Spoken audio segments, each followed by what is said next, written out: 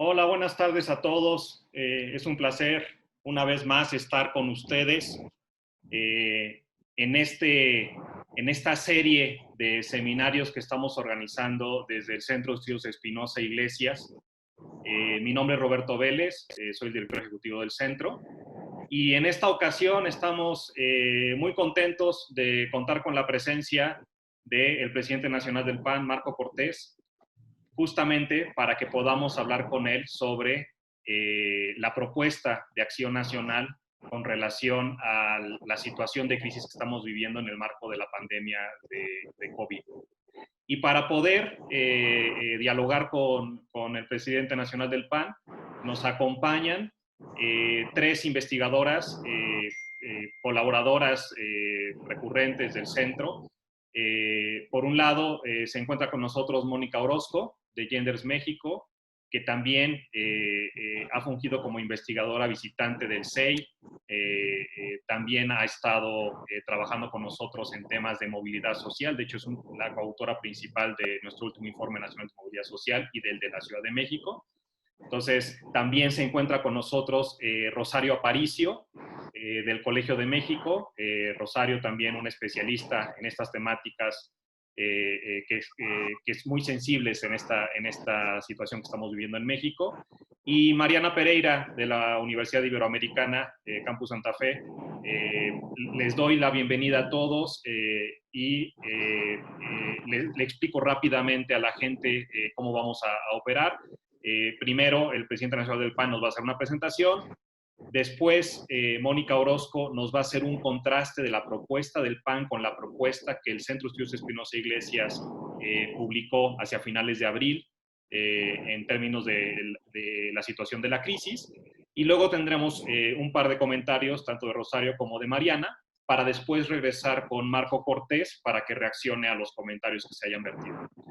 Y finalmente vamos a dejar un espacio no tan largo como quisiéramos, pero digamos sí con suficiente tiempo para que podamos responder algunas de las preguntas de la gente que nos está siguiendo por Facebook Live. Entonces, sin más, yo les agradezco muchísimo su presencia y le cedo la palabra a Marco Cortés para que nos explique la propuesta del Partido Acción Nacional. Bienvenido, Marco. No, hombre, primero les felicito, les agradezco la invitación. Enhorabuena por este seminario que organiza el Centro de Estudios Espinosa Iglesias. Y muchas gracias, Roberto, por esta invitación para poder compartir qué es lo que el Partido Acción Nacional ha venido proponiendo en todos estos días al respecto de lo de la crisis y también para poder contrastar respecto de su propuesta, pero también de las propuestas de otros partidos políticos. Yo espero que este ejercicio termine en buenos puntos de coincidencia para que juntos podamos empujar todos los mexicanos una agenda común que más allá de ideologías nos unifique. Saludo también a Mónica Orozco, de verdad qué gusto coincidir, a María del Rosario Aparicio del Colmex, qué gusto, y Mariana, qué gusto también que aquí estés por parte de la Ibero, para que tengamos un excelente conversatorio sobre este tema que hoy nos ha cambiado la vida a todos los mexicanos y a gran parte del mundo. Quisiera comenzar entonces compartiendo una presentación, si me lo permiten, un segundo. Espero que ya la pudieran estar viendo en pantalla y quiero comenzar por decir cómo es que vemos las cosas. Primero, creemos que estamos atravesando al menos 4 crisis de manera simultánea. La crisis sanitaria, evidente, una profunda crisis económica, pero también estamos en una crisis de seguridad en nuestro país. Recientemente acabamos de saber que en Colima ejecutan a un juez federal junto con su esposa, que había llevado casos delicados del cártel Nueva Generación allá en Jalisco. Entonces tenemos una crisis muy complicada en seguridad y también una crisis en democracia. Ninguna de estas crisis, hay que señalarlo con puntualidad, inició con la pandemia del COVID-19, por aquello de quien diga que íbamos muy bien. Pero sí hay que señalar que todo esto se ha agravado en esta crisis del COVID. La crisis de salud inició con la implementación del INSABI, la desaparición del Seguro Popular y la reducción del presupuesto al sector salud, particularmente a las enfermedades costosas, a las enfermedades para los niños con cáncer, tratamientos renales que se fueron reduciendo, y todos recordamos la crisis del sector a finales del año 2019 y a principios de este año, aún sin el COVID-19 aquí en México. La crisis económica también recordemos que inició con la desafortunada cancelación del aeropuerto de Texcoco y la cancelación de otro tipo de empresas, por ejemplo, la cervecera de Mexicali, o recientemente todos los contratos que se han venido queriendo posponer y cancelar de todas las energías limpias y renovables, la cancelación de los contratos de gasoductos. Todo esto provocó una enorme crisis, pero inició el año pasado. Eso es parte de lo que debemos tener en el contexto, porque ya en el 2019 tuvimos recesión económica técnicamente hablando. La crisis de seguridad, pues ha sido un problema permanente en el país, pero lo que sí es cierto es que el año 2019 se ha convertido en el más inseguro en la historia de México a partir de que se llevan registros. Y esto ha venido empeorando mes a mes. Recientemente, el pasado 7 de junio, tuvimos del año 2020 el día más violento. Y esto pues nos lastima porque según estamos en casa, cuidados, y a pesar de eso, la criminalidad y el número de ejecuciones no ha parado. La crisis en materia de democracia comenzó visiblemente con la imposición ilegal de la presidenta de la Comisión Nacional de Derechos Humanos.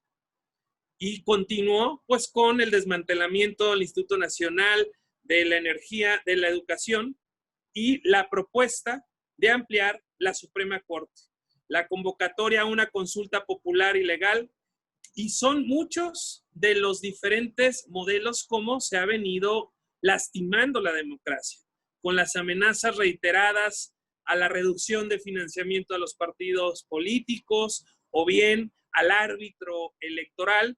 Esto no es correcto.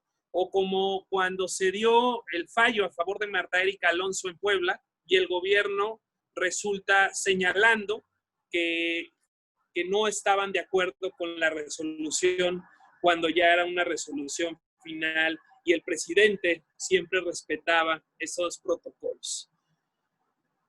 Hay que decir, amigas y amigos, que el gobierno federal tristemente tardó en reaccionar. Ha hecho lo que ha podido, pero lo ha hecho mal. No comenzamos a prepararnos de manera oportuna. No hicimos lo que teníamos que hacer cuando ya veíamos la ola venir. Ya veíamos el problema creciente en Europa y no se tomaron medidas para equipar a todos nuestros médicos o para comprar todos los respiradores y equipamiento de seguridad necesario. De hecho, se mandaban mensajes contradictorios y cruzados. Entre ustedes síganse abrazando, vayan a la fonda y ir a saludar a la madre del Chapo ya en media pandemia, o pedirnos que nos quedáramos en casa. De forma distinta, los gobiernos locales, estatales y municipales, algunos de ellos tomaron el liderazgo y asumieron políticas públicas para cuidarle la vida a las personas y para cuidarle el ingreso, su empleo. Y esto sin un solo recurso adicional, sin un solo peso, ni para estados ni para municipios, en una situación absolutamente extraordinaria.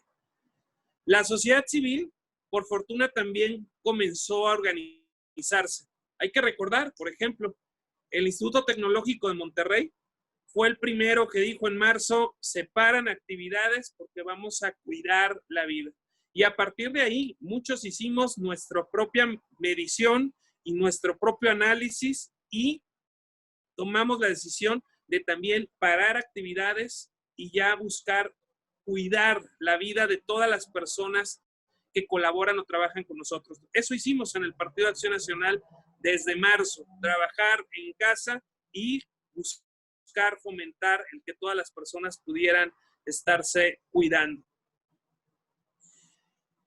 El Centro de Estudios Espinosa Iglesias, pues ha hecho varias propuestas que vemos con mucha atención y con mucha apertura. Sin duda existe una gran coincidencia con las propuestas y medidas que hemos planteado en Acción Nacional y que han planteado otras instituciones u otros diferentes organismos, cámaras, colegios.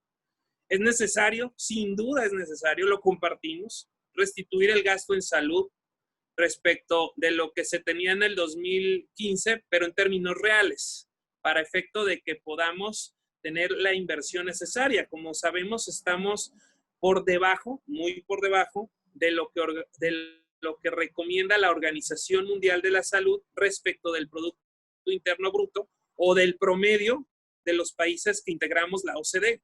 México invierte muy poco en salud y tenemos que invertir mucho más para que estemos preparados ante situaciones como estas.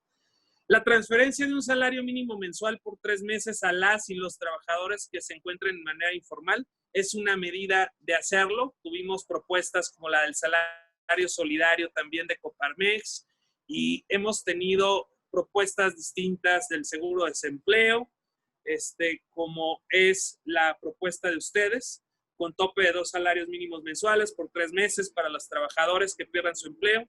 La transferencia de un salario mínimo mensual por 3 meses a las empresas formales por cada trabajador afiliado al IMSS, que es muy parecido, si ustedes se fijan, a lo que estaba planteando en cierta forma la Coparmex. Quiero pasar a nuestras ideas, a nuestras propuestas, pero antes diciéndoles que en Acción Nacional realizamos 6 seminarios, todo el sistema PAN, nuestros gobernadores, alcaldes, diputados federales, senadores, todo el partido en su conjunto, junto con la Fundación Konrad Adenauer. Y en este seminario escuchamos a expertos, escuchamos a especialistas para que nos dieran su visión respecto de lo que está ocurriendo en el país en tema económico, de salud, seguridad, de energías limpias, de energías renovables o desarrollo sustentable. Es importante decir que en estos foros participaron expertos a nivel nacional y a nivel internacional y también parte de nuestros gobernadores y alcaldes.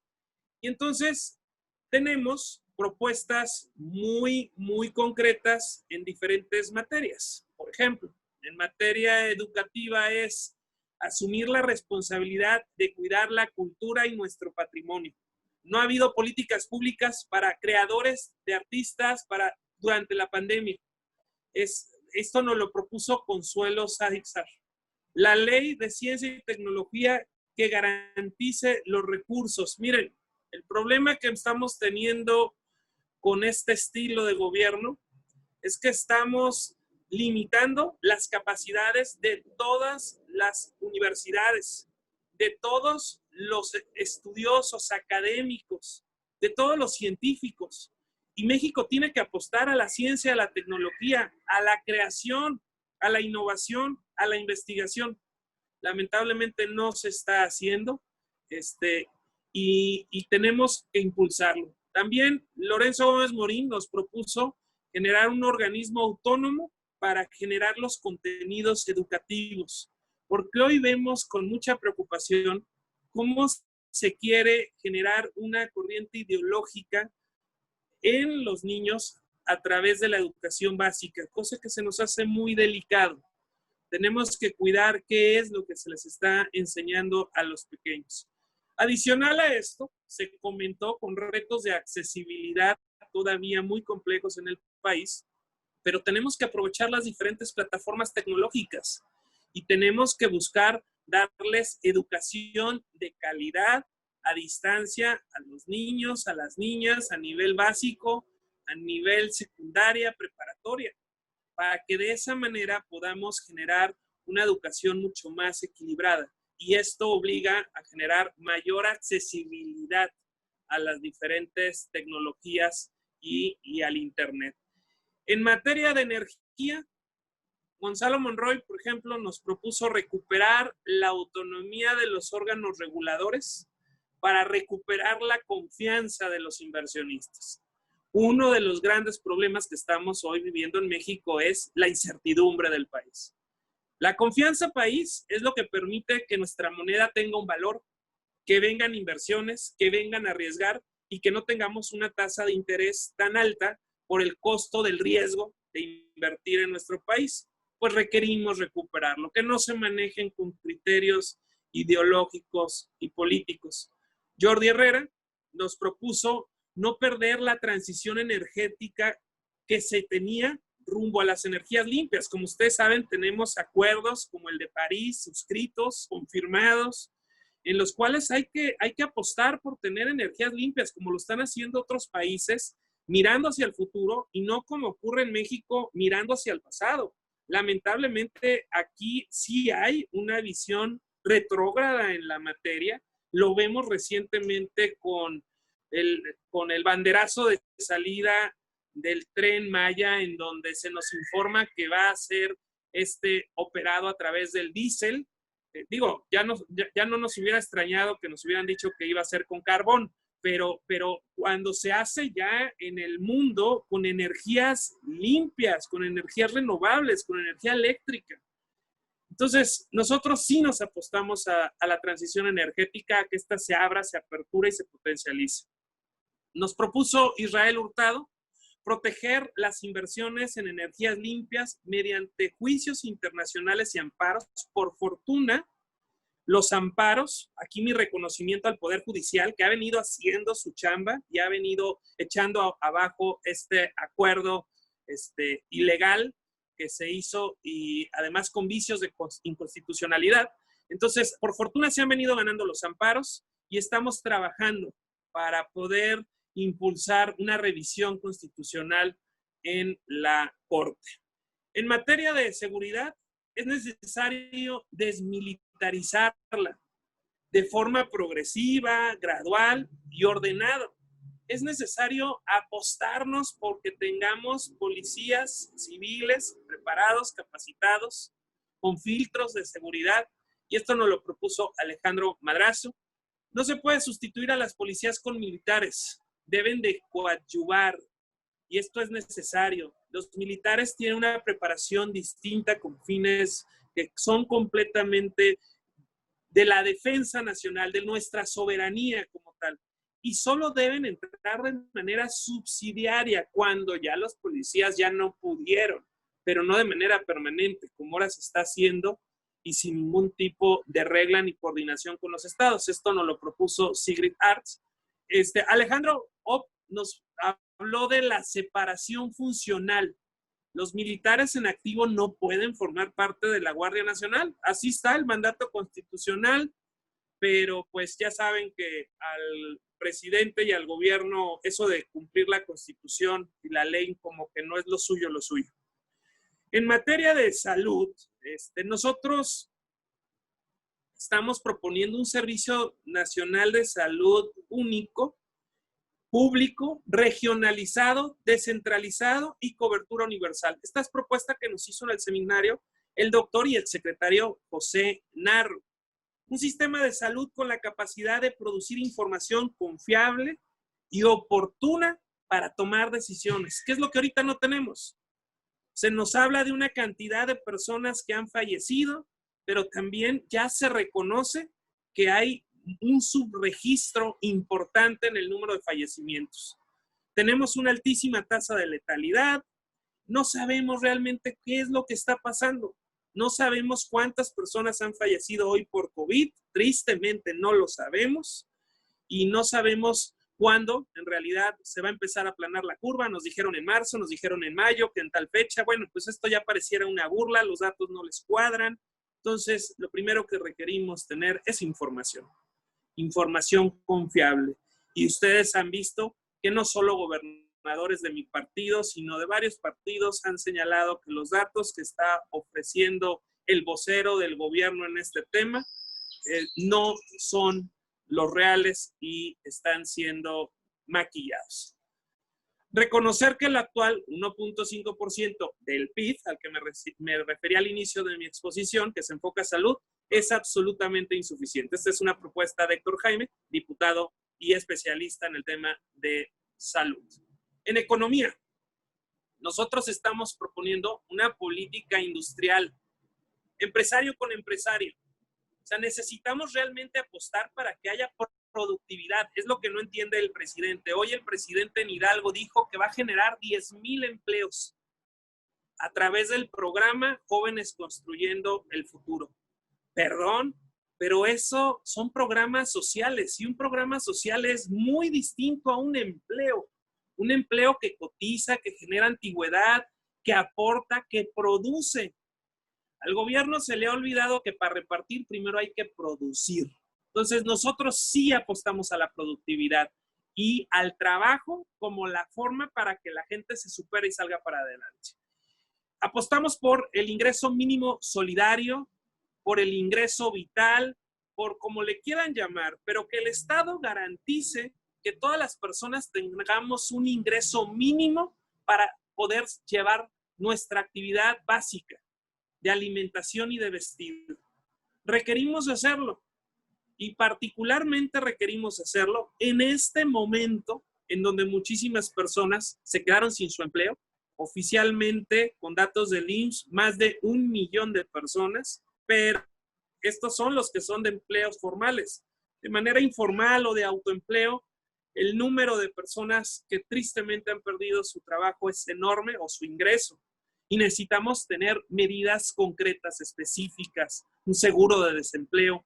Y por eso Acción Nacional insiste con su propuesta del 2018 del ingreso mínimo solidario básico para todas las personas. Un padrón único de beneficiarios. A ver, es importante que digamos ante este enorme despliegue en donde se eliminan los fideicomisos que dependen del Ejecutivo y está ahí una iniciativa guardada para eliminar los fideicomisos de ley. Y hay un despilfarro de recursos públicos sin ningún padrón, sin ninguna regla. Es necesario que se publique un padrón único de beneficiarios de todos los programas clientelares del gobierno, porque es la única forma de saber si estos se están usando bien o se están usando mal, si están llegando a las personas que realmente lo necesitan o a quienes no lo necesitan, o si llegan o no llegan en realidad.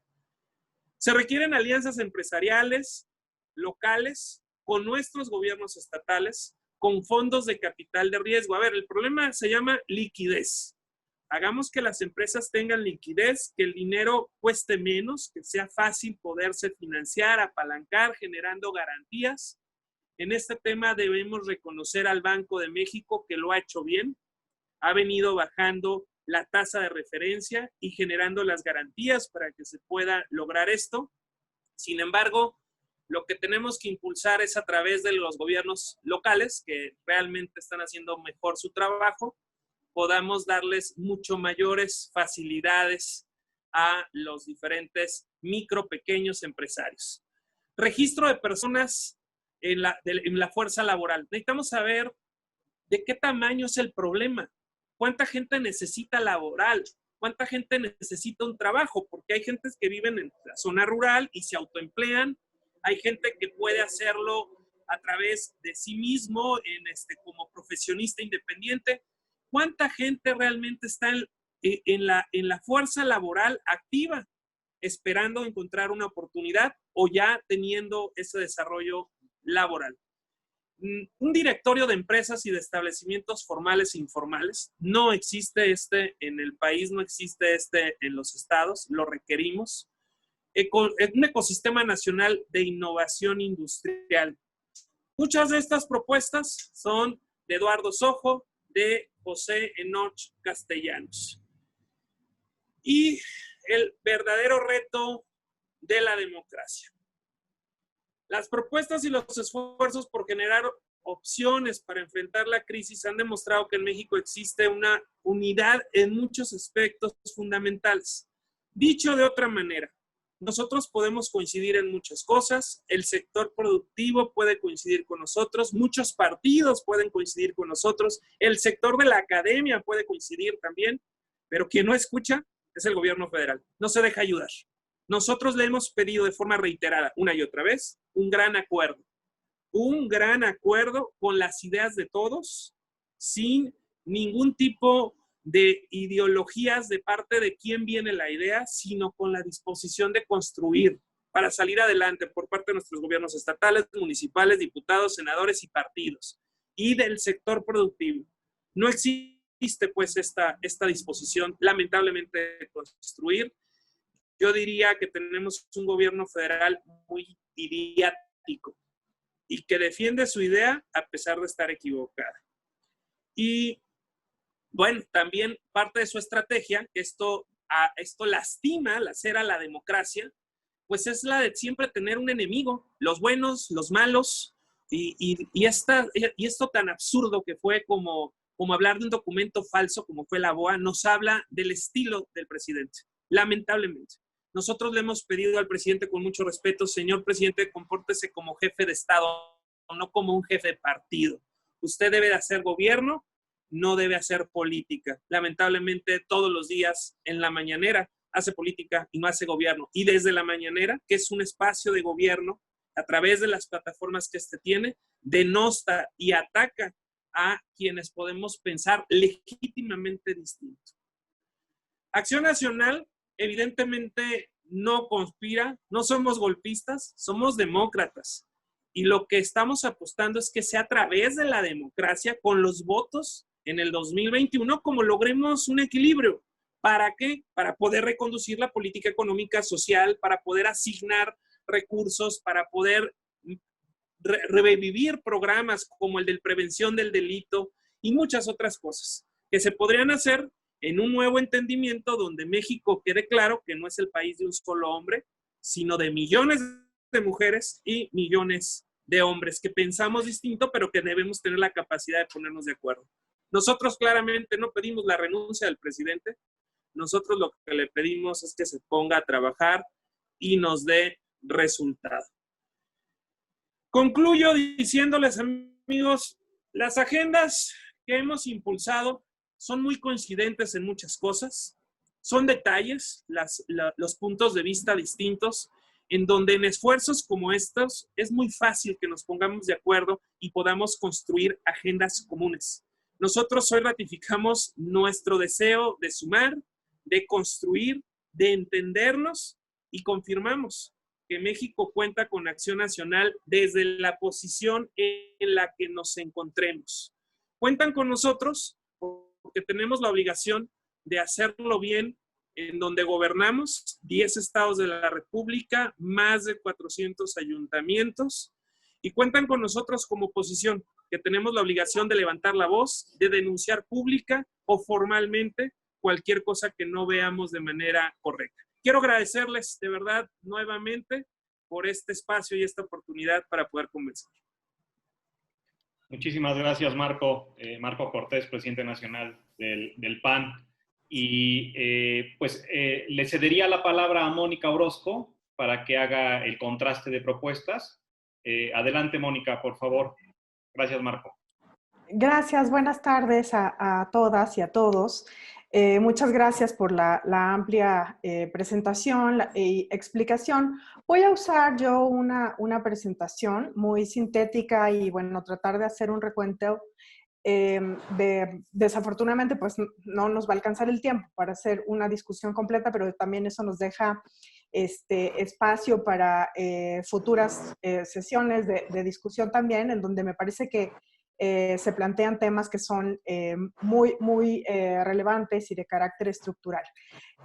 Tengo esta presentación, no sé si ya la pueden ver, y me voy a centrar básicamente en tres grandes aspectos de lo que es la propuesta de corto plazo en el contexto del COVID, Y también hablando de algunos asuntos que consideramos estructurales, que el propio SEI ha estado trabajando pues a lo largo de varios años, y también que en los documentos que por parte de Acción Nacional nos hicieron llegar, aparecen mencionados como aspectos, bueno, de carácter estructural, pero también muy cualitativo. El primero tiene que ver con este enfoque en donde el SEI tiene como premisa, pues, en el documento de propuesta, que necesitamos un pacto para el bienestar económico. Ya la presentación de Marco Cortés nos habla también de al menos cuatro crisis y de la necesidad y de hecho de la forma en cómo se ha estado interactuando con la participación de distintos gobiernos del orden estatal, municipal y los sectores laboral, social, empresarial, financiero. Y en esto la propuesta del SEI tiene una amplia coincidencia porque definitivamente los momentos en los que nos encontramos ahorita, más allá pues de estas cuatro dimensiones que ya se mencionan muy bien en materia de crisis, hay también otras puertas abiertas. En la propuesta del SEI hemos hecho énfasis sobre todo también en el número de personas que están en riesgo de caer en la pobreza y la situación de vulnerabilidad. Datos del SEI y del propio Coneval nos dan una cuenta de la dimensión, ¿no?, de este problema que es pues inmediato. La reciente ronda de la encuesta en COVID a cargo del equipo de KIDE de la Universidad Iberoamericana nos indica la pérdida de 8.4 millones de empleos, en donde más del 60% de esos empleos son pérdida de empleos en el sector informal. Más allá, mucho más allá del millón de empleos ya perdidos en el sector formal registrados en los datos del Instituto Mexicano del Seguro Social. Esto me lleva al segundo punto, que tiene que ver con las propuestas relativas al seguro de desempleo, los créditos a las micro, pequeñas y medianas empresas, el ingreso básico universal y algunas propuestas en materia de obra pública que están en los documentos elaborados por Acción Nacional. Y sin extenderme demasiado, quiero decir que la propuesta del SEI tiene una amplia coincidencia, una amplia preocupación en materia de desempleo, no solamente de desempleo, sino también de pérdida de ingresos. El SEI ha propuesto una serie de transferencias que son temporales, en un escenario a unos 3 meses, para los siguientes conjuntos de trabajadores informales que han perdido su empleo, trabajadores formales que han perdido su empleo también, trabajadores formales que aún se encuentran dentro de la fuerza laboral, pero que sin embargo están en riesgo importante de perder el empleo, y para trabajadores independientes. Este conjunto, lo que preocupa dentro de la propuesta del SEI es no solamente la transferencia de ingresos a las familias, que ya de por sí están muy golpeados en este momento.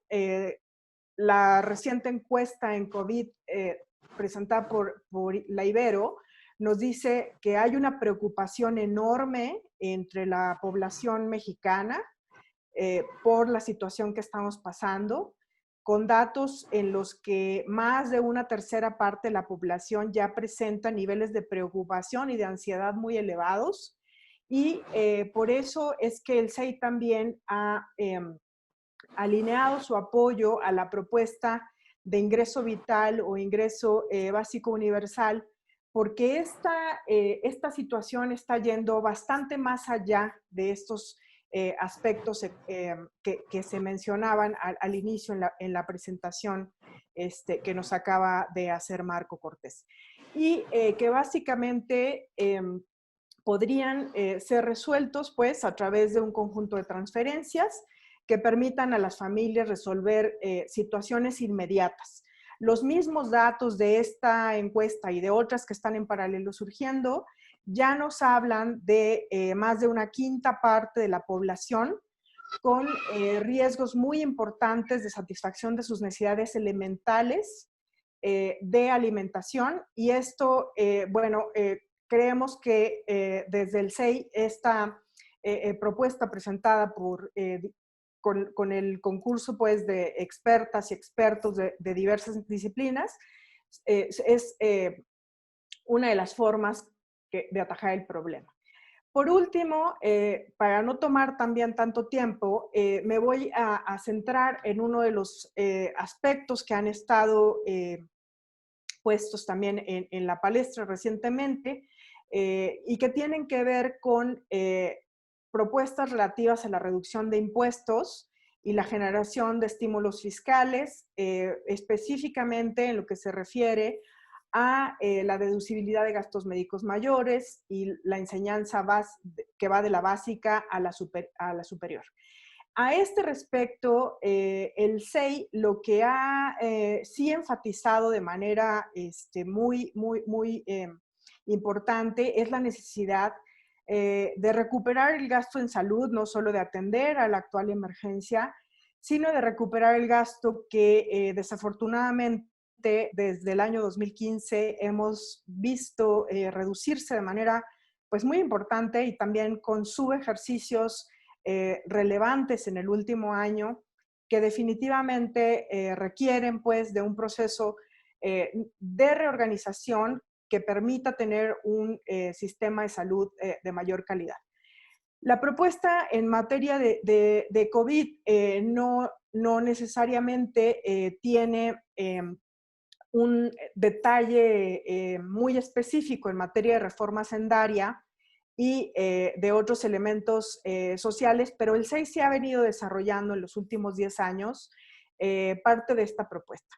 Y aquí sí, uno de los contrastes importantes que me gustaría recalcar es que esta reforma hacendaria que está propuesta por el Centro Espinosa Iglesias tiene que ver no solamente con el tema de recaudación, sino también con el tema de un mejor ejercicio del gasto. Tenemos en México una hacienda pública que de por sí es débil, que en la situación actual, con la pérdida de los ingresos petroleros y con todo lo que ha ocurrido pre y durante la pandemia, es una hacienda que en este momento tiene márgenes de maniobra limitados, aunque los tiene, para la implementación de todo este tipo de propuestas. Pero sí queremos decir que desde el Centro de Estudios el planteamiento es que hay que llevar esto a una discusión pues muy formal y muy estructural de lo que tiene que ocurrir. Y ya nada más por último, y refiriéndome un poco a las propuestas que tienen que ver con enseñanza básica a superior y todo lo que se refiere al sistema educativo, quiero destacar que el Centro de Estudios en su último informe sobre movilidad social ha planteado la relevancia de un sistema de cuidados.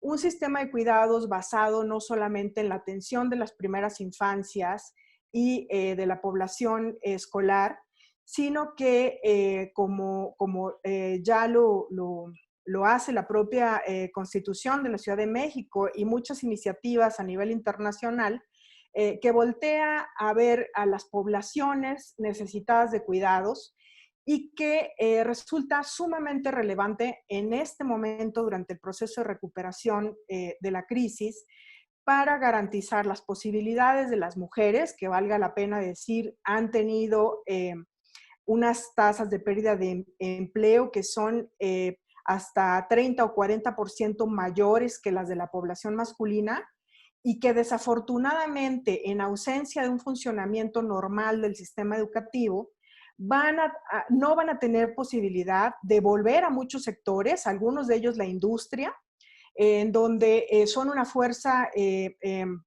pues especializada, ¿no? Hay sectores con elevada representación de mujeres trabajadoras para las que no tenemos condiciones de regreso a sabiendas que los sistemas educativos no van a volver a la normalidad con la misma velocidad que quisiéramos, y también que carecemos de un conjunto de políticas en materia de sistema de cuidados que permitan a las mujeres y a sus familias atender estas debilidades, ¿no?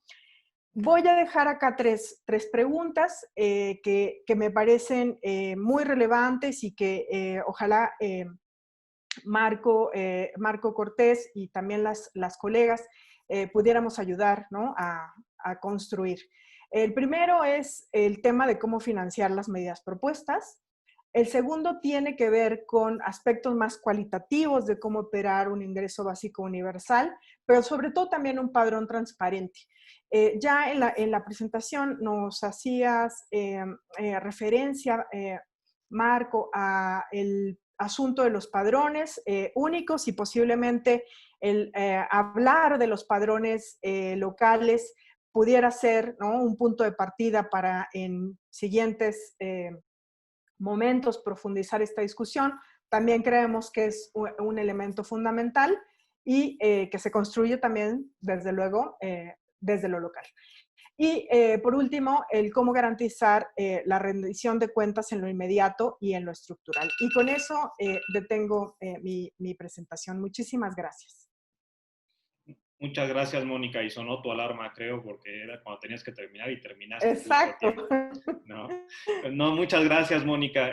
Muy importante esta división entre los dos momentos, ¿no? El problema de corto plazo, pero es un problema de corto plazo que se profundiza en su gravedad debido a un problema estructural que venimos arrastrando y que nos debería dejar como lección justamente retomar o construir esta discusión estructural en torno a temas tan importantes como los últimos que mencionabas, ¿no? La parte de protección social y en particular componentes que son tan visibles en este momento en términos de su ausencia como la falta de mecanismos de protección y de solidaridad institucional, no sé si llamar de solidaridad, más bien es de reconocimiento de derecho de todos los individuos, ¿no? Y esto pasa por, obviamente, mujeres, que son una población que está viéndose muy afectada únicamente en la parte de mercado laboral, sino también en términos de las cargas de trabajo presentes y las que se nos vienen en el corto plazo con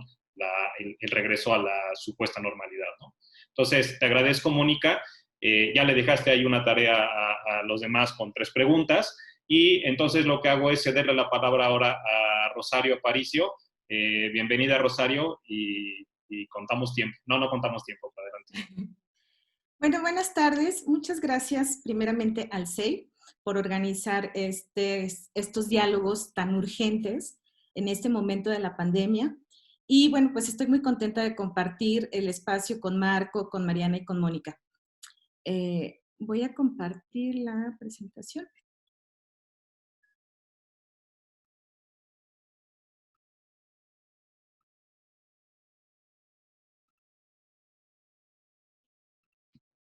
La están viendo, ¿verdad? Sí, ahora si la pones en formato de presentación y ya quedó. Listo. Bueno, pues primero quiero comentarles que en mi investigación más reciente estoy trabajando sobre la discriminación contra mujeres indígenas en los mercados de trabajo y entonces he estudiado las discriminaciones y violencias contra mujeres y pueblos indígenas. Con base en los estudios que he realizado, armé el comentario y bueno, con las propuestas que me enviaron. Primero que nada, pues quiero decirles qué ha pasado, ¿no?, durante este tiempo de la pandemia. Ha sacado a flote, pues las desigualdades estructurales, las desigualdades estructurales y de género y de etnia que se vienen reproduciendo desde hace mucho en México. Ahora, durante la pandemia, han estado mucho más visibles. Me parece urgente visibilizar lo que está pasando con los sectores más desprotegidos del país, como son el caso de los pueblos indígenas. Bueno, permítanme comentarles que las personas indígenas, la población indígena está pasando por una grave crisis económica en este momento.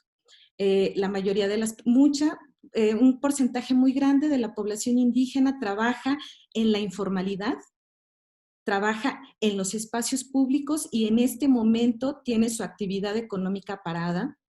No pueden salir, no pueden arriesgarse a contagiar, no pueden salir a las calles, pero tampoco hay compradores y compradoras en las calles. Entonces, ante esta crisis económica, ante esta falta de ingresos, ¿a qué están recurriendo los pueblos indígenas, las personas indígenas?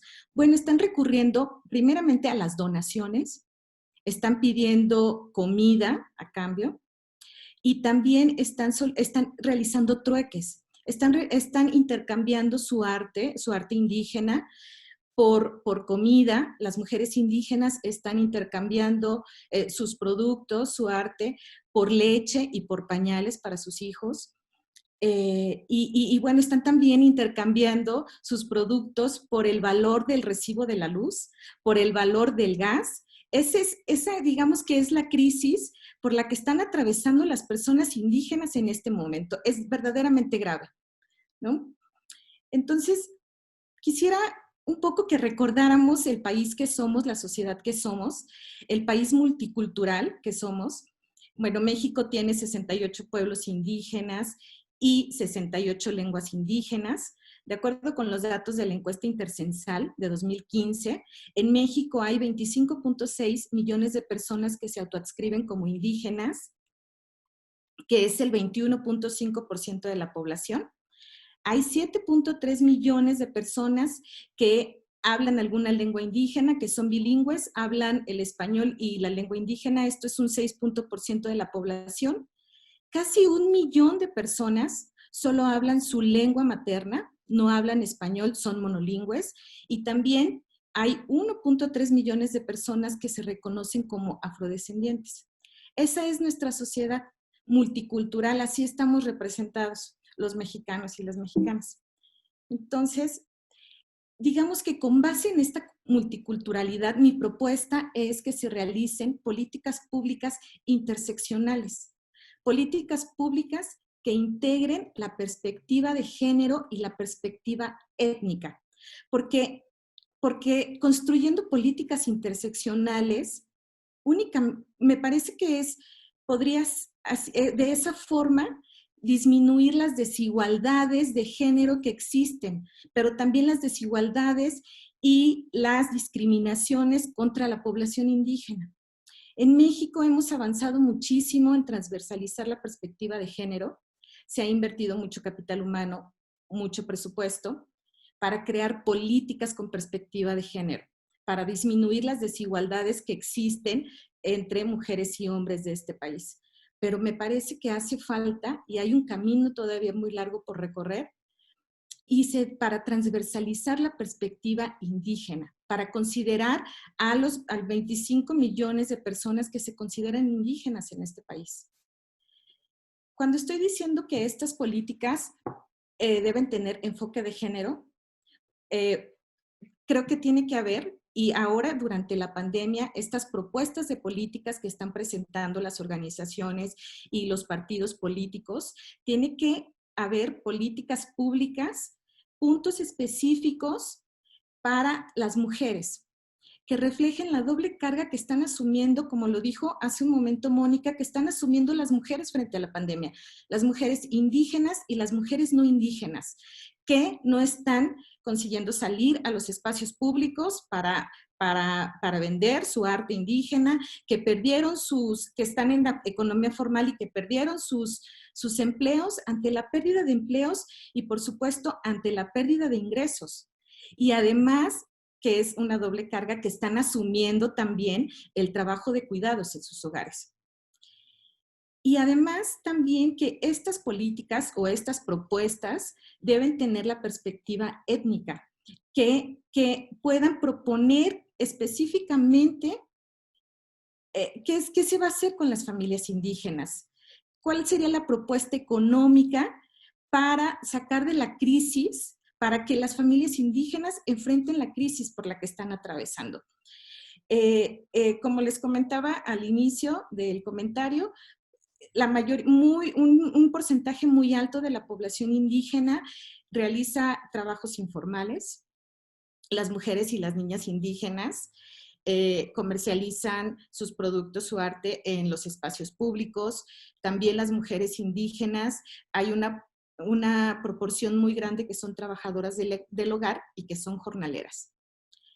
Estas actividades no se pueden realizar en este momento durante la pandemia, no están recibiendo ingresos.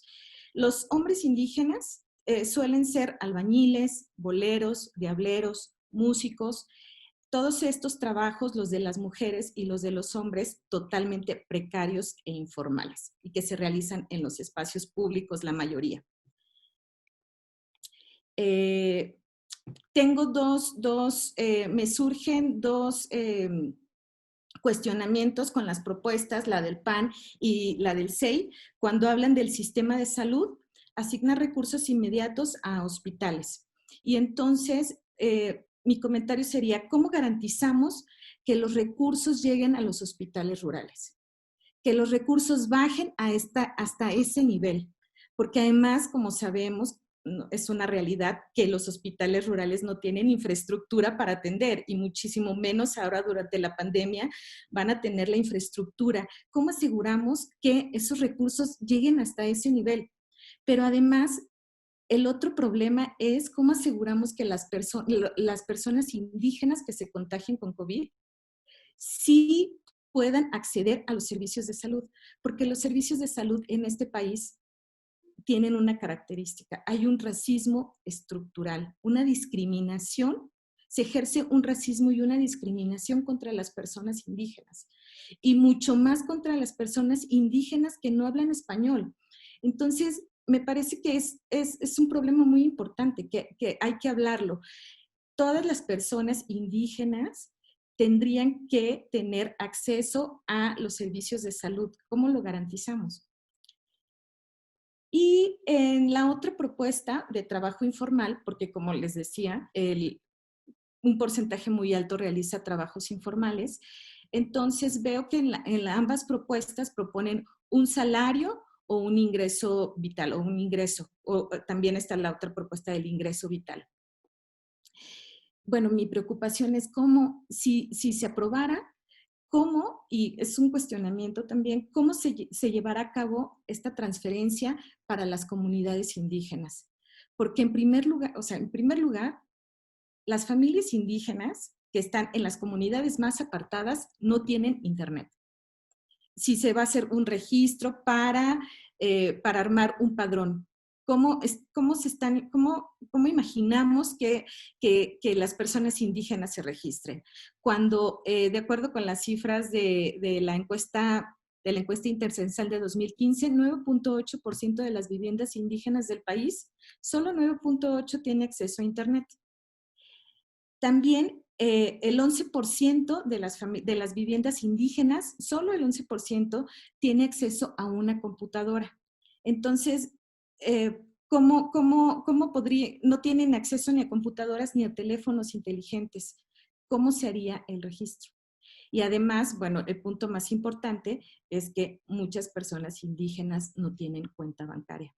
¿Cómo se realizaría la transferencia? Creo que podríamos también, así como Mónica planteó unas preguntas, me parece que también quiero plantear como cuáles serían los temas pendientes en estas propuestas de política pública. Como primero, la preocupación, mi primer cuestionamiento sería cómo llegarán estas políticas públicas a las regiones más apartadas del país, a las regiones o a las comunidades indígenas en donde no hay ni carretera. ¿Cómo lo estamos planteando? Si lo estamos imaginando, ¿cómo se afrontará la pandemia en el medio rural? Porque me parece, cuando leí las propuestas, me parece que están más ligadas hacia lo urbano, hacia la economía urbana. Pero ¿cómo estamos pensando la ruralidad? Las mujeres que están organizadas en las cooperativas, que ahora no están produciendo, las mujeres y los hombres que trabajan en el campo, que también paró la producción, ¿cómo estamos ¿cuál sería la propuesta para afrontar la crisis en el medio rural? También me parece que los partidos políticos tendrían que tener un diálogo.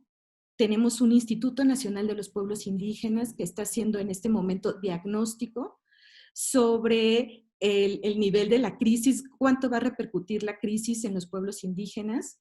Y entonces me parece que debería de haber un diálogo directo con el INPI para conocer cuáles son las necesidades más específicas de los pueblos indígenas. Además, también aquí en la ciudad, por ejemplo, tenemos a la Secretaría de Pueblos y Barrios Originarios, que está levantando un censo, que está saliendo, que está hablando con las personas indígenas que viven en la Ciudad de México para conocer cuáles son sus necesidades económicas. Pues bueno, ahí voy a dejar mi comentario. Muchas gracias. Muchísimas gracias, Rosario.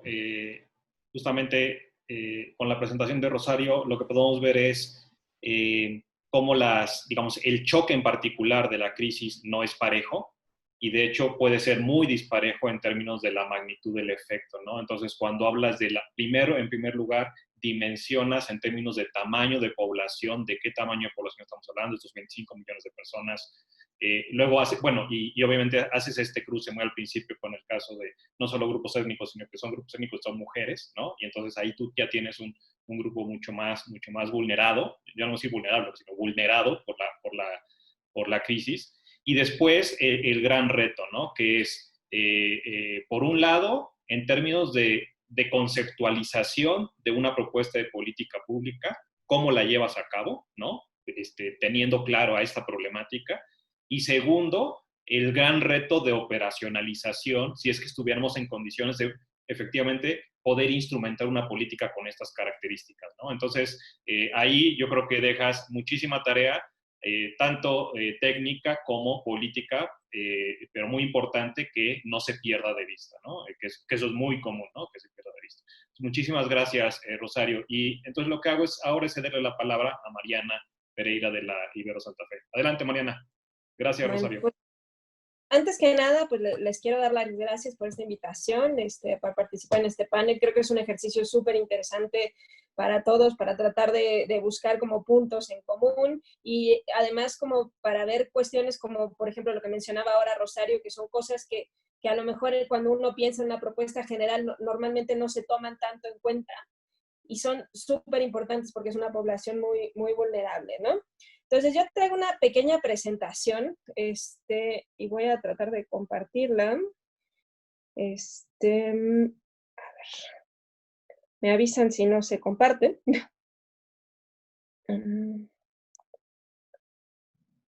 ¿Sí la pueden ver? Sí. Perfecto. Entonces, digamos, en este sentido yo me voy a salir un poquito de lo que hemos estado viendo porque básicamente, digamos, mi tema, el tema en el que yo me enfoco tiene que ver más con las empresas y el tema de la productividad, ¿no? Entonces, digamos, yo quiero dar un paso atrás en cuanto a la crisis, porque creo que es un ejercicio que nos ayuda mucho, y bueno, a mí al menos me ayudó mucho al revisar las propuestas tanto del PAN como del SEI, como a tratar de ver exactamente qué es lo que está atacando cada cuestión, ¿no? Entonces, digamos, este es un esquema un poquito complicado que viene de un libro de Baldwin de 2020, entonces digamos que vamos a hacerlo todavía un poco más simple. Entonces, básicamente, digamos, los problemas que nosotros estamos viendo aquí, digamos, en primer lugar tiene que ver esta cuestión del sistema de salud, donde pues está aumentando la demanda por servicios de salud en un sistema de salud que de por sí ya venía con algunos problemas, ¿no?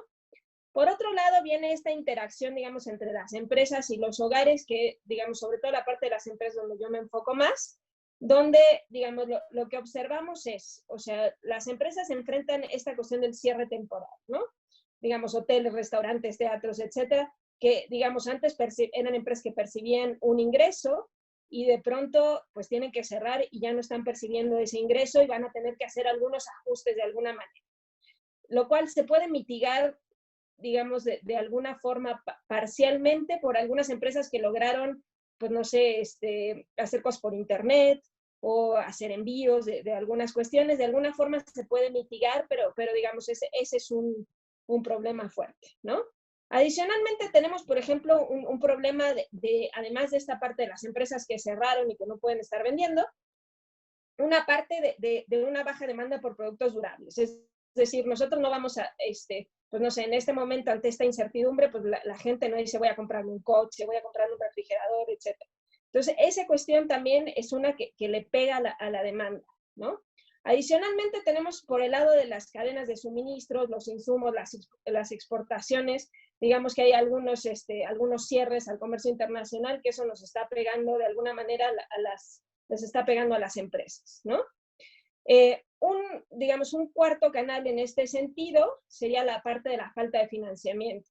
Es decir, o sea, empieza a haber una presión sobre el sistema financiero donde le estamos pidiendo créditos y pues, digamos, los bancos empiezan a pensar que a lo mejor estas empresas pues no van a tener la capacidad de pagar algunas de esas empresas, ¿no? Entonces vamos a ver empresas, sobre todo de las más pequeñas, que se van a quedar, algunas ya estaban fuera del financiamiento, sobre todo las que son informales, digamos, de los canales al menos de financiamiento formal, pero vamos a ver otras empresas que se empiezan a quedar sin financiamiento. Adicionalmente, pues viene la incertidumbre, que, digamos, íbamos a hacer una inversión importante en la empresa, pues dejamos de hacer esas inversiones importantes y las posponemos para ver qué es lo que va a suceder, ¿no? Porque no sabemos qué va a pasar con nuestros ingresos, etc. Y en ese sentido, o sea, quiero señalar que pues justamente, y es lo que se ha mencionado a lo largo de toda esta plática, las empresas informales son particularmente vulnerables, ¿no? Entonces, de esa forma, digamos que tenemos estas empresas que, digamos, tienen que recortar de un lado para tratar de compensar esa pérdida de ingresos, y de esa forma, pues le terminan pegando a los hogares. Que además, digamos, los hogares de alguna forma, pues tienen toda esta cuestión de algunos hogares han tenido los gastos en salud inesperados por toda esta cuestión del COVID, pues justo el desempleo derivado de que pues estas empresas ya no están, pues están dejando ir a la gente con tal de solucionar de alguna forma estas pérdidas que están experimentando.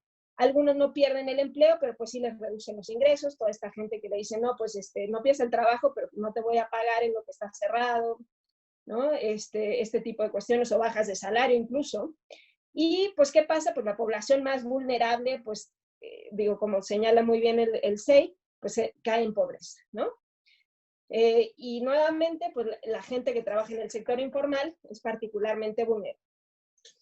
Entonces, una vez que vemos estos canales, digamos, donde nos está pegando la crisis, digo, este es un modelo un poco simplificado, digamos, hay muchas más interacciones, hay muchas más cosas más complicadas. Por ejemplo, cuando hablamos de las empresas que pierden la demanda, adicionalmente vamos a ver incluso efectos indirectos, porque pues si esta empresa ya no, pues ya no me está demandando cosas, porque no está vendiendo, pues le va a pegar a otras empresas de otros sectores que ni siquiera teníamos contemplados. Entonces digamos que hay como una especie de efecto multiplicador ahí, que digamos de alguna forma en esta versión tan sencilla no estamos considerando. Entonces, si nos metemos bien a esta parte de los canales, pues nos ayuda un poco a ver cuál es el problema y qué tenemos que hacer, digamos, para tratar de atacar este tipo de problemas, ¿no? Entonces, en ese sentido, me parece importante distinguir los dos momentos en los cuales vamos a tener que intervenir, digamos, en los cuales el gobierno tendría que intervenir. La primera parte es esta de corto plazo que ya se mencionaba, que es la crisis, ¿no? En la cual, pues de entrada, las medidas tienen que ser rápidas, tienen que estar enfocadas a evitar estos cierres permanentes y estos despidos, o sea, proteger el empleo, digamos. Y en esta parte, digamos que la focalización debe ser simple. Tenemos que aprovechar de alguna forma los mecanismos existentes que ya tenemos para tratar de ver cómo hacemos llegar los apoyos y tratar de llegar justo a los más vulnerables, ¿no? Es decir, a la gente que es pobre o está muy cerca de caer en la pobreza. Y en el caso de las empresas, pues aquellas empresas que digamos que cerrarían, ¿no? Entonces, esa es la parte. Y está el segundo momento, digamos, en el cual viene la parte en la que tenemos que ver cómo nos vamos a recuperar. Y ya son medidas un poco distintas en las cuales, digamos, podemos focalizar un poquito más, podemos hacer una focalización mucho más específica, ¿no? Buscamos ya medidas enfocadas a tratar de hacer crecer la productividad, estas cuestiones mucho más estructurales, ver cómo reasignamos recursos en la economía hacia las empresas viables, ¿no? Y ahí empezamos a incluir otro tipo de cuestiones, ¿no? Entonces, digamos, de lo que hemos visto, por ejemplo, en términos de la evidencia internacional en cuanto a las medidas de corto plazo, digamos, han estado enfocadas, digamos, pensando en este choque de los ingresos en términos de las empresas, y considerando, por ejemplo, el caso que tenemos empresas formales y empresas informales, y que llegar a los informales va a tener una mayor complejidad, pero aún así la evidencia nos dice que sí se puede llegar a ellas, ¿no?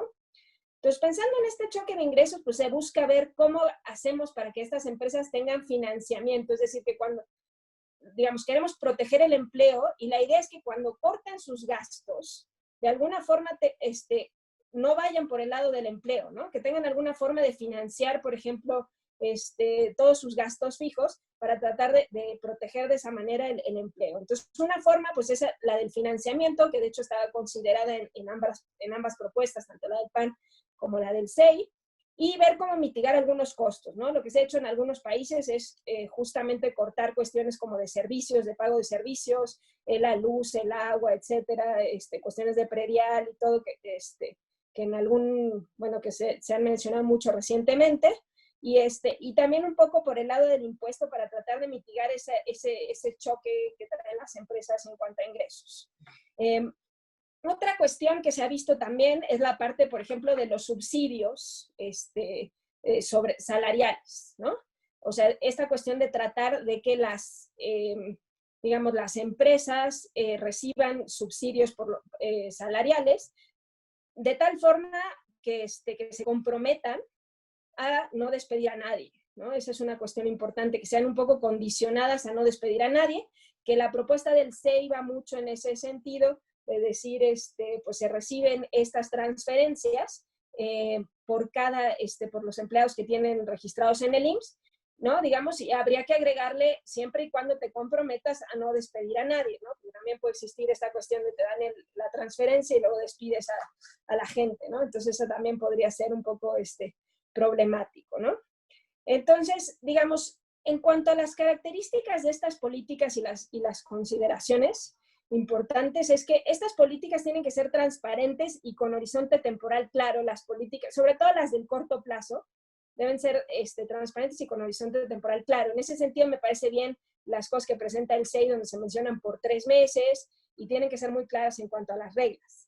Adicionalmente, es muy importante tener clara la heterogeneidad regional, sectorial, por tipos de empresas y de empleo. Es decir, y también, insisto, veo muy bien en ese sentido las propuestas del SEI, porque, digamos, es un poco diferenciado para las empresas formales e informales, porque no les vas a llegar por el mismo camino. Entonces, tienes que tener en cuenta muy bien qué características tiene cada empresa para ver por dónde les vas a poder llegar, porque funciona de alguna forma muy distinto, ¿no? Adicionalmente, también es importante una parte de comunicación efectiva. Es decir, en ese sentido creo que un poco, bueno, en varias cosas ha fallado, pero digamos, la parte de la comunicación efectiva es muy importante. Por ejemplo, en el caso de Italia, la gente estaba tranquila porque se les dijo desde el principio que nadie se iba a quedar sin trabajo, y si te quedas sin trabajo te iban a ayudar en el tiempo que estuvieras sin trabajo. Entonces, esa cuestión cambia un poco la situación de la incertidumbre. O sea, una comunicación, digamos, la gente tiene una incertidumbre brutal porque no sabe qué es lo que va a pasar. Se queda sin empleo y no sabe si va a recuperar el empleo, no sabe qué apoyos va a recibir. Entonces, esa parte creo que es muy grave, porque además agrava más, o sea, hace que el problema sea mucho más profundo, porque la gente sigue con esta cuestión de incertidumbre, ¿no? Y adicionalmente tenemos que tener en cuenta esta parte, pensando ya en el largo plazo, en el periodo de la recuperación, que el efecto de la crisis no va a ser una cuestión de 3, 4 meses después de esto, sino que puede ser una cuestión que va a trascender años, digámoslo así, ¿no? La recuperación de este tipo de crisis tan profundas puede ser muy larga, y creo que ese es un problema que tenemos que tener en cuenta, y en ese sentido entran todas estas medidas que decimos como un poco más de largo plazo y que van más a la parte estructural y a la parte de productividad, etcétera, como las de ya la fase 2, digamos, que es la fase de recuperación, en la cual necesitamos más incentivos para la inversión, promover más el uso de tecnologías. Ahí podemos mejorar la focalización, porque también una cuestión que se mencionaba mucho en esta parte de las medidas inmediatas que mencionan varios autores internacionales, es decir, hay que actuar rápido y no hay que preocuparse de si duplicamos y si hay gente que se benefició de más. La idea es no dejar caer a la gente que puede caer, ¿no? Y en esta parte de la recuperación también vamos a tener que ver cómo reasignamos recursos y empezar a preocuparnos, por ejemplo, por lo que algunos países ya tipo Australia y Estados Unidos ya están empezando a discutir, que es el caso, por ejemplo, en el caso de las empresas, lo que le llaman las compañías zombies, que son estas compañías que de todas formas iban a caer, digamos, o probablemente iban a cerrar y que las estamos manteniendo abiertas con ciertos apoyos, ¿no? Digamos, aquí de alguna forma, como no se ha dado el apoyo suficiente, pues esas empresas desgraciadamente van a cerrar, ¿no? Al igual que muchas otras que no tendrían por qué cerrar en una situación normal. Pero digamos, ahí es cuando ya te puedes empezar a preocupar en esta cuestión de decir, estoy apoyando a quien tengo que apoyar, y ahí es donde te tienes que asegurar de cuestiones como, por ejemplo, que tipo la información sobre empleos empiece a fluir para que, digamos, la gente que se quedó sin empleo pueda ser recontratada de alguna manera, pues rápida, ¿no? Digamos, entonces, bueno, en general eso sería, pues básicamente lo que tengo que decir. Y creo que un poco las diferencias entre las propuestas del PAN y del CEI van en ese sentido, porque entre las propuestas que vi del PAN hay como muchas más propuestas más enfocadas a la parte estructural y un poco a la recuperación, que muchas de ellas coinciden con algunas propuestas que traen desde la campaña anterior. Y en el caso del CEI veo mucho ese enfoque en la parte inmediata, que creo que era lo que se necesitaba ahorita, pero pues eventualmente pues vamos a tener que pasar a esa fase 2. Entonces, digamos, aunque se ven distintas, creo que hay, pues hay coincidencias, simplemente como que la diferencia es un poco el esquema temporal en el que están operando las dos propuestas, creo yo, ¿no? Entonces, bueno, básicamente sería todo. Muchas gracias. Gracias, Mariana. Nada más mencionabas esto de la propuesta del CEI con relación a la transferencia de las empresas. Sí ponemos el condicionamiento a preservación de empleo. Obviamente hay que cuidar ciertas cosas, ¿no? Que no haya rotaciones escondidas ahí, cosas por el estilo, ¿no? Pero sí está mencionado. En el modelito bueno, lo voy a decir modelito, en el modelo básico que nos presentaste, es muy claro, ¿no? Cómo el círculo se vuelve vicioso. Y con todas estas interacciones de las que estás hablando, hay un componente ahí clave que tiene que ver con la dualidad del mercado laboral, ¿no? Y entonces, ¿qué rol juega el sistema de salud en un contexto de mercado laboral dual, donde tú tienes a los que tenemos acceso a un tipo de salud pública y los informales que tienen acceso a otro tipo, supuestamente a otro tipo de salud pública? Y eso tiene implicaciones en términos del choque en los hogares, diferenciado y muy profundo en algunos casos, ¿no? Y el otro tiene que ver en el mismo modelo que planteabas, digamos, si pusiéramos por ahí otra burbuja que se llame Hacienda Pública, pues tiene implicaciones también ahí graves, ¿no? Es decir, en términos de que se constituye en un círculo vicioso, la hacienda pública se va debilitando si es que no estamos preparados para absorber el choque. Y por otro lado, esto que tú hablas, ¿no? Los dos momentos de la atención de la crisis, la de corto plazo, que efectivamente cuando nosotros lo hicimos fue muy visión en el corto plazo, pero es un momento donde no necesariamente o básicamente no se han aplicado esa primera oleada de políticas que tenían que ver con la mitigación del choque, pero tenemos el tiempo encima y tenemos que estar empezando a pensar también en las políticas de recuperación que aceleren la velocidad de esta recuperación, ¿no? Entonces, me parece que yo creo que los comentarios pues, dejan varias preguntas abiertas, pero mucho tema para discutir, Marco. Y entonces lo que voy a hacer es cederte la palabra, Marco, para una reacción de tu parte. Faltan 12 minutos para las 6 de la tarde, entonces si tienes un comentario de unos 5 minutos, estaría bien. Y luego, si todavía tenemos tiempo, vamos a una ronda final de reacción de las panelistas. Gracias. Adelante, Claro que Marco. sí. No, hombre, muchas gracias, Roberto. Sí tengo algunos comentarios y particularmente, por ejemplo, de las preguntas que lanza Mónica Orozco, cómo financiar las propuestas. Y de cierta forma, ella misma al final de su exposición podría haberse respondido gastando mejor. Tenemos que enfocar el gasto público. Nosotros hemos sugerido dejar estos proyectos que pueden ser hoy no prioritarios y pueden ser hasta gastos superfluos o elefantes blancos. Estos megaproyectos del presidente, pudiera parecer retórica, pero no lo es. Hoy no hace sentido el aeropuerto de Santa Lucía, tampoco lo hace el Tren Maya y mucho menos la refinería de Dos Bocas. Pero hay otros proyectos, por ejemplo, todo este gasto que van a realizar de los bancos del bienestar, 2,000 y tantos bancos del bienestar, por 5,000 millones de pesos, pues ese dinero debería venir para financiar eso que hoy la gente ocupa, un apoyo concreto específico para que los negocios tengan liquidez, puedan seguir y por lo tanto haya empleo. La transparencia de los programas de cierta forma también se podría resolver, Mónica, ya con el ingreso básico universal, porque ese es para todos aquellos que lo necesiten y lo tramiten, pero ya sería para todos y entonces podríamos tener un claro listado de los que sí son beneficiarios y los que no lo son. Eso facilitaría, porque hoy tenemos un programa de esto, uno de esto otro de otra cosa, y entonces no sabemos cuáles están duplicados. Hay personas que reciben 2 o 3 programas y entonces no se está distribuyendo bien el recurso, ni siquiera en la política social. Y viene muy acompañado de la rendición de cuentas en línea que nosotros hemos pedido, pues que la Auditoría Superior de la Federación pueda revisar, pueda auditar en tiempo presente.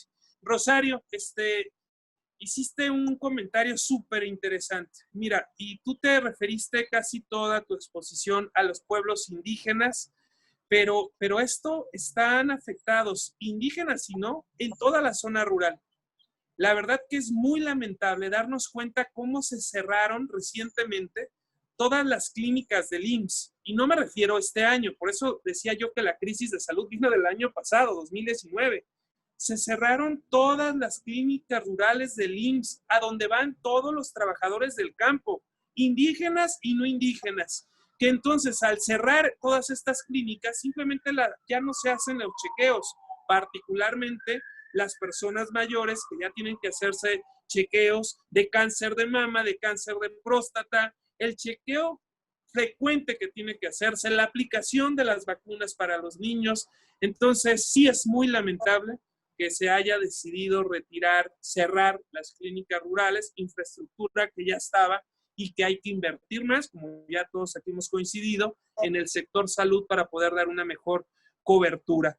Es absolutamente necesario también que en esta coyuntura se puedan generar más pruebas. Nosotros lo hemos pedido desde el principio, pruebas, más pruebas, para saber quién de nosotros ya estuvo contagiado. A lo mejor no fuimos asintomáticos y podemos de alguna forma ya poder activarnos un poco más. Y Mariana, la verdad es que qué importante lo que estás diciendo. ¿Cómo ha afectado? Yo diría, esa es otra crisis, la incertidumbre. La incertidumbre de no saber qué va a pasar, cuándo va a pasar. Y te lo digo como padre de familia. Yo sigo preguntándome, tengo 2 niños en edad de escuela primaria. ¿Qué va a pasar? ¿Cuándo retoman? Sí va a ser en septiembre, ya este año quedó terminado pues de manera, digamos, formal, pero perdieron su educación, los chiquillos. Y entonces hay mucha incertidumbre en todos los aspectos. Y eso genera, pues, que no haya movimiento, que no haya ruta, que no haya rumbo. Y va a provocar algo que tú dijiste y coincido plenamente, que la recuperación sea muy larga. Porque lo primero que se requiere para planear cualquier cosa es tener algo de certidumbre. Y si algo el gobierno aquí no nos ha dado ante esta crisis que es completamente nueva, pero no tenemos la mínima de certidumbre en absolutamente nada. Y es preocupante porque entonces no podemos generar ningún tipo de planeación. Perdón por alargarme un poco nuevamente, Roberto. No, de hecho, te salió menos tiempo, te tardaste 4 minutos. Miren, hay algunas preguntas, voy a hablar de ellas y le voy a pasar la palabra a Mónica, Rosario y a Mariana. Hacen su comentario, les pido que sea breve y regresamos con Marco para que podamos hacer un cierre. Pero digamos, el tipo de preguntas que hay es, unas que, por ejemplo, Mónica ya lo puso, ¿no? En la primera pregunta es los recursos de dónde y luego el cómo, ¿no? Pero otras, por ejemplo, tienen que ver con, tanto Mónica como Rosario hablaron de, en perspectiva de género, en términos de los problemas que enfrentan las mujeres, también los problemas que enfrenta en particular la población indígena. Y aquí alguien pregunta, en términos de la recuperación, pero yo creo que es en términos del choque y de la recuperación, ¿qué hacemos con la población más joven, ¿no? Hemos visto cómo ha venido el choque en la población joven en el mercado laboral y sabemos que es uno de los grupos más vulnerables. Entonces, son ese tipo de preguntas que está poniendo el público. Y una pregunta más tiene que ver con si vamos a hacer uso de fondeos internacionales, bajo qué condiciones deberíamos estar haciéndonos de esos recursos internacionales y usarlos para qué, ¿no? Entonces, si quieren, arrancamos al revés. Le voy a dar la palabra primero a Mariana, después a Rosario y después a Mónica. Adelante, Mariana. Ok, pues bueno, básicamente, digamos, en la parte del financiamiento sí creo y coincido con algunos colegas también de la Ibero en cuanto a que, o sea, sí podrían posponerse ciertos proyectos, digamos, para tratar de apoyar en este momento la situación más inmediata de la crisis, ¿no? Digamos, o sea, no es tan grave que lo que pensábamos hacer este año lo hagamos el próximo año en términos de algunos proyectos relativamente grandes, pero sí es urgente tratar de evitar que, pues que la gente se quede sin empleo y que las empresas, sobre todo las muy pequeñas, cierren, ¿no? Y de pronto, pues bueno, en el caso creo que del apoyo a las empresas está como un poco este problema de concepción donde a lo mejor el gobierno cree que las empresas son empresas grandes, cuando en realidad pues más del 94% estamos hablando de empresas chiquitas, ¿no? Entonces sí creo que los fondos, y también los fondos, por ejemplo, de algunas cosas internacionales, sí deberían dedicarse tipo a apoyar este tipo de, por ejemplo, los subsidios que mencionaba el SEI para, digamos, para las personas tanto del sector informal, sobre todo, que son los más difíciles de llegar, y algunos subsidios para los, digamos, para los trabajadores de las empresas, ¿no? En ese sentido sí creo que debería ir por ahí.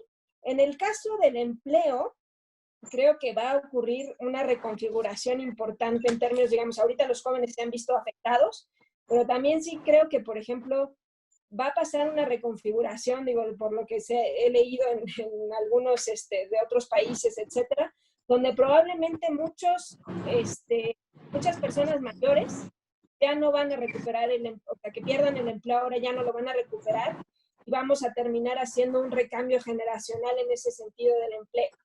Porque, o sea, va a haber mucha gente que pues ya va a ser difícil, que acaba de perder el empleo a los 50 años, pues probablemente en algún momento de la recuperación, si se llega a reponer ese empleo, ya no lo vas a reponer con alguien de 50 años, ¿no? Entonces ahí vamos a tener también una parte de reconfiguración y pero pues sí, pues es importante ver cómo apoyamos a los jóvenes, ¿no? A lo mejor haciendo un poco más transparente este tipo de programas como de lo de jóvenes construyendo futuro y ver qué se puede hacer para tratar de que efectivamente se conviertan en empleos estas cuestiones, ¿no? Y asegurar que realmente las cosas funcionen bien y que no haya vicios operativos, ¿no? Digamos, creo que básicamente contesté a todos. No, sí, muchísimas gracias, Mariana. Rosario, por favor. Sí, yo quiero hacer sobre la pregunta que había hecho Mónica sobre lo del padrón transparente. A mí me gustaría hacer mucho más grande la pregunta y decir, ¿cómo hacemos un padrón transparente, pero incluyente, además, ¿no? Que incluya a la población indígena, ¿no? Porque, pues, como lo dije en la presentación, me parece que solo va a incluir a una parte de la población. Y sobre la presentación de Marco, quería hacer un comentario que tengo aquí. Me parece que tendrían que hacer un poco más de énfasis en cuáles son las líneas que van dirigidas a ahora a la pandemia específicamente, ¿no? Me parece que tienen también ahí unas propuestas de política a más largo plazo. Creo que también les hace falta la perspectiva étnica y la perspectiva de género. Y me parece muy importante el punto en el que dicen que hay que apoyar a los micros y pequeños empresarios. Me parece que una de las grandes quejas de los empresarios ahora es que no se les está tomando en cuenta, que parece que nada más se toman en cuenta a los grandes empresarios y a los medianos. Hay que considerar también a los micros empresarios, y bueno, vuelvo a reiterar también a los micros y a los pueblos indígenas que están organizados en proyectos productivos, que no alcanzan a ser microempresas, que están organizados en proyectos productivos y en microempresas. Me parece que es muy importante también que llegue el apoyo a ese nivel. Bueno, sería mi comentario ahora, por ahora. Después vamos a responder, ¿verdad? ¿O es ya? Si nos queda un poquito, sí, regresamos, Rosario. Bueno, vamos ya medio apretados. Sí. Pero esto que mencionas es muy importante, ¿no? Es transparencia, pero también amplitud, ¿no? Porque es como cuando tú, pues, ¿sobre qué he hecho luz, no? Entonces, pues, si he hecho luz nada más en un cachito del territorio, pues igual y lo resuelvo, ¿no? Pero dejé en la oscuridad todo lo demás y a lo mejor no estoy atendiendo una problemática que es mucho mayor. Mónica, por favor. Gracias. Sí, bueno, coincido con que el asunto ¿no? De contar con un sistema amplio de protección social es una de las cosas que venimos arrastrando, ¿no? En este país y que en este momento de crisis nos pone con muchísimas dificultades sobre cómo alcanzar a un segmento amplio de la población, ¿no? Entonces, creo que es una de las cosas en las que hay que trabajar con urgencia, ¿no?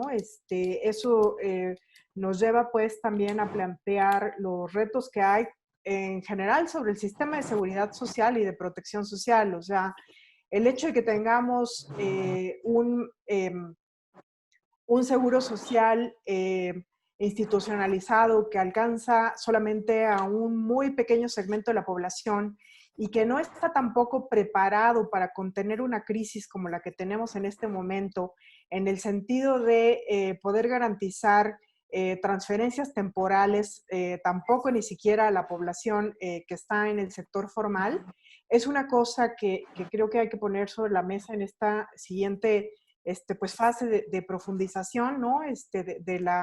De la discusión sobre cómo debemos atender, sí, rápido lo coyuntural, pero también hacia dónde vamos a apuntar en el futuro. Creo que el asunto del direccionamiento del gasto, ¿no?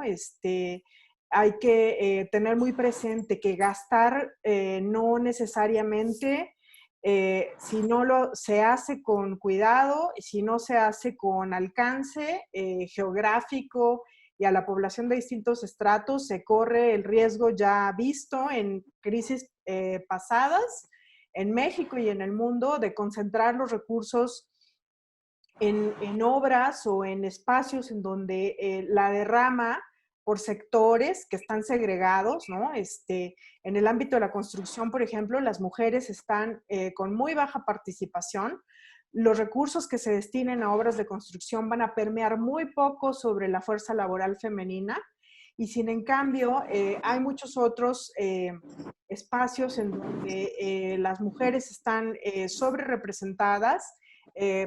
Industria, por ejemplo, la industria del textil, en donde una gran proporción de los trabajadores son mujeres y en donde si no tenemos estrategia, efectivamente, como bien lo dices, Marco, la recuperación va a ser mucho más larga en esos sectores, con pues, dificultades mucho mayores también para grupos de la población, como en este caso las mujeres.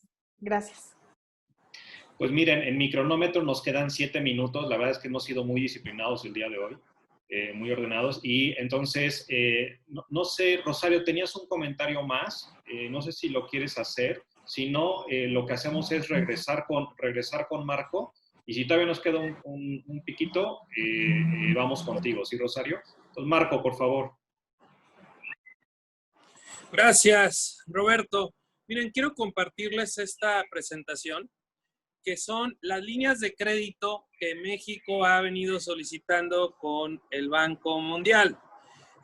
Si ustedes revisan, las fechas de solicitud son marzo del año pasado, junio del año pasado, y ya este año, ya con el COVID, ha habido 3 solicitudes de línea de crédito.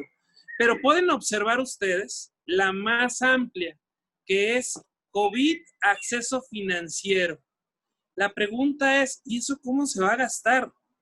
Porque yo lo que sé es que 5,000 millones de pesos están destinados al desarrollo de los bancos del bienestar.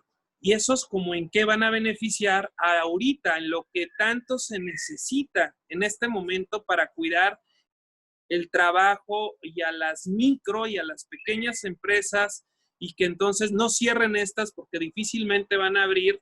Y registro muy bien esa preocupación de Mariana, de que las personas que ahorita pierdan el trabajo, pero que ya tengan cierta edad, va a ser muy difícil que la recuperen ellas mismos. Y entonces algo se va a tener que hacer ahí. Entonces, la verdad es, primero digo, señalar el incumplimiento de que no habría más deudas. Sí hay solicitudes formales de deuda y son, si ustedes revisan, pues de un tamaño bastante grande si lo comparamos con todo lo que se solicitó en el sexenio pasado, que fueron de 2,552 millones de dólares, y en menos de 2 años el presidente López Obrador ha solicitado 2,130 millones de dólares. Y yo no estoy peleado con la deuda. Lo que estoy peleado es con que esta no se gaste bien, porque endeudar para gasto corriente, endeudar para clientelas sociales y no para desarrollar o para producir o incentivar los sectores, y ahorita particularmente cuidar el empleo, pues es una deuda que es muy irresponsable, porque finalmente la tendremos que pagar más adelante. Muchas gracias, Marco. Rosario, por favor. Con respecto a la pregunta sobre los jóvenes, me parece que sí, también se tienen que construir políticas públicas específicas para incentivar los empleos y los primeros empleos. La proporción de jóvenes en este país es la más representativa, entonces tenemos que hacer algo para que se empleen o para que se capaciten. Se me ocurría, cuando vi la pregunta, que el Estado tiene que invertir, como lo hacen en otros países, tiene que invertir en su Sistema Nacional de Empleo.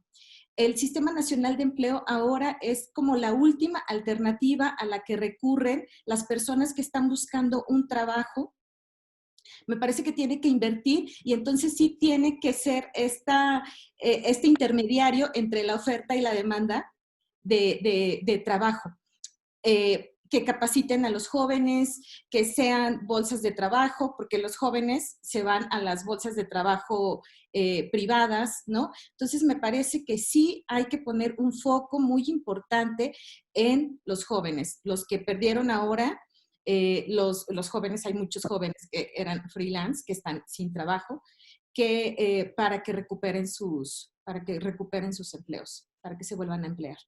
Sí, muchísimas gracias, Rosario. Y sin olvidar esto que comentaba Mariana, ¿no? Del recambio generacional que va a haber, y otra vez pensando en estas salidas del mercado laboral sin un respaldo de pensión, digamos, de mercado formal, el reto se vuelve doble, ¿no? En los dos extremos de los grupos por edad de la población, ¿no?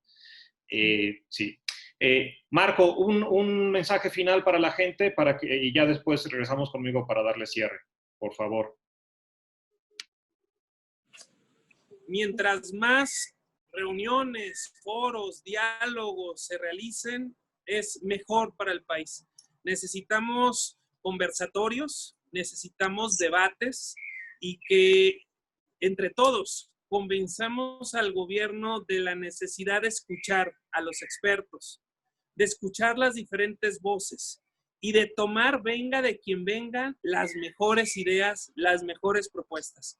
Yo felicito al Centro de Estudios Espinosa Iglesias por este esfuerzo, por estos conversatorios con diferentes actores, especialistas, porque nos nutre y nos da la oportunidad de ir metiendo en la agenda pública lo que es necesario que todos impulsemos. De verdad, enhorabuena, muchísimas felicidades y siempre a las órdenes. Te agradecemos sus palabras, Marco. Desde sociedad civil, en particular desde el Centro de Estudios Espinosa Iglesias, siempre hemos estado comprometidos con el país en términos de diagnosticarlo de la mejor manera posible para que con base en ese diagnóstico podamos construir un Estado mexicano mucho más sólido, mucho más incluyente. Tú sabes que nuestro tema en particular es el tema de movilidad social intergeneracional, un tema que está íntimamente ligado con el tema de desigualdad de oportunidad, y sabemos en qué país vivimos, y ante un país con este grado de desigualdad de oportunidad, el reto de política pública, tanto en choques como el que estamos viviendo en este momento, como a lo largo del tiempo, resulta mucho más retador el diseño, la instrumentación de política pública. Creemos que los partidos políticos tienen una gran responsabilidad hacia adelante, y nosotros esperamos que la asuman como tal, empezando con estos diálogos, por supuesto, pero sobre todo cuando tengan que hacer su trabajo político y técnico al interior de los espacios donde ustedes deliberan, que logren construir consensos para que el país pueda dar los pasos que requiere para salir de esta problemática. Te agradezco muchísimo tu participación a Partido Acción Nacional, y por supuesto le agradezco tanto a Mónica como a Rosario como a Mariana que hayan aceptado comentar. Siempre estamos muy contentos y muy agradecidos por su participación y por compartirnos todo su conocimiento. Muchísimas gracias a todo el público, y próximamente les avisaremos del siguiente diálogo con alguna otra fuerza política representativa del país. Muchísimas gracias y buenas tardes.